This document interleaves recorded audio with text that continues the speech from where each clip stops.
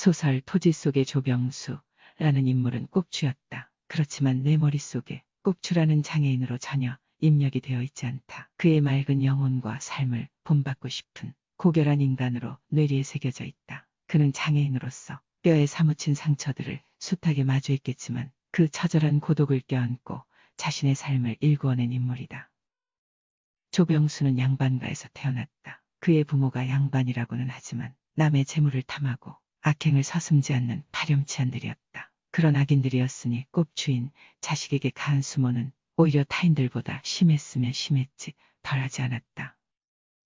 그런 환경 속에서도 그는 어린 시절부터 줄곧 자연과 책을 벗하며 살았다. 그에게 자연은 생각을 풍부하게 해주었으며 사물을 판단하는 능력을 키워주었다. 또한 책은 옛 성현들의 위대한 사상들을 일깨워주면서 그를 비약 상승시켰다. 그렇지만 아무도 그의 이러한 자질을 눈치채지 못했다. 그는 그저 꼽추라는 육체적 멍에를 짊어지고 갖은 수모를 견디며 살아갈 뿐이었다. 하지만 정작 그를 괴롭혔던 것은 자신이 당하는 수모가 아니었다. 자신의 부모가 선량한 사람들을 괴롭히는 것이었고 남의 재물을 교활하게 빼앗는 행위였다. 그리고 그렇게 얻은 부모의 재물로 자신이 먹고 입고 연명하며 살아간다는 사실이었다. 그것이 조병수는 참으로 견딜 수 없는 치욕이었다. 그래서 죽어보려고 했다. 하지만 순하디 순한 감성의 소유자인 그는 스스로를 죽일 수도 없었다.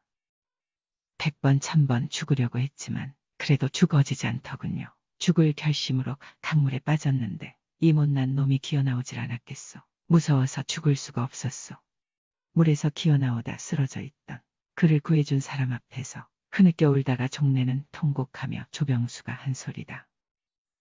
그런 후 그는 부모로부터 독립한다. 양반의 자제로 잘 먹고 잘 입으며 살아갈 수도 있었지만 떠도는 거짓 신세를 자처한다. 그러다가 마침내 이를 만나게 된다. 그 일은 소목일이었다. 대목일이 나무로 큰 집이나 다리 등을 짓는 일이라면 소목일은 작은 생활용품을 만드는 일이다. 그를 구원한 것은 목각품을 정성껏 만드는 소목일이었다. 그의 자학은 비로소 이 소목일에서 아름답게 승화되었다. 소목일이란 그에게 하찮은 노동이 아니라 예술이었다. 일을 다 끝낸 뒤 다 된 그것을 바라보고 있노라면 과연 내가 한 일일까? 정말 저걸 내가 만들었단 말인가? 내 손은 연장에 불과한데 무엇이 나로 하여금 저것들을 만들게 하는가? 라고 말했으니 말이다. 소목일과의 만남은 그의 인생의 운명적인 귀한 인연이었다.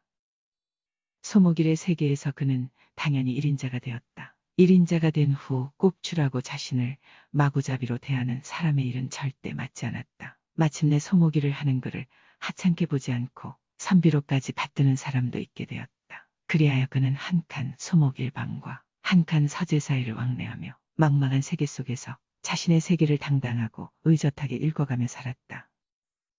조병수의 위대함은 여기서 끝나지 않는다. 자신에게 잊을래야 잊을 수 없는 온갖 수모를 안겨주고 자신을 내팽개쳤던 그의 아버지를 자신의 집으로 받아들였다. 그것도 노안으로 시도 때도 없이 폐악을 부리는 아버지를 죽는 날까지 모시며 살았다. 그는 느닷없이 오물을 뒤집었으면서도 조심스럽게 오물을 닦아내주고 깨끗한 기저귀를 갈아주었다. 아, 사람의 마음이 어쩌면 저 경지까지 이를 수가 있는지.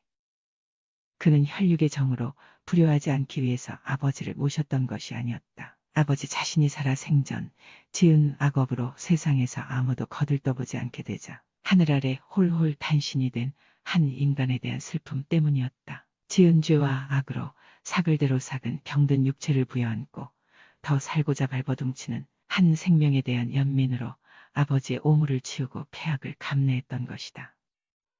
더러 세상에서 받은 상처로 힘들어질 때 꼭 주인 조병수가 받은 치욕스런 상처와 견주어 보게 된다. 그리고는 다시 힘주어 일어선다. 또 내게 맡겨진 일을 할 때는 조병수가 소목일을 할 때 그 일하는 자세를 떠올린다. 그리고 어떤 사람이 못 견디게 미워질 때면 그 사람을 차라리 껴안도록 조병수가 곁에 다가와 넌지시 일러준다.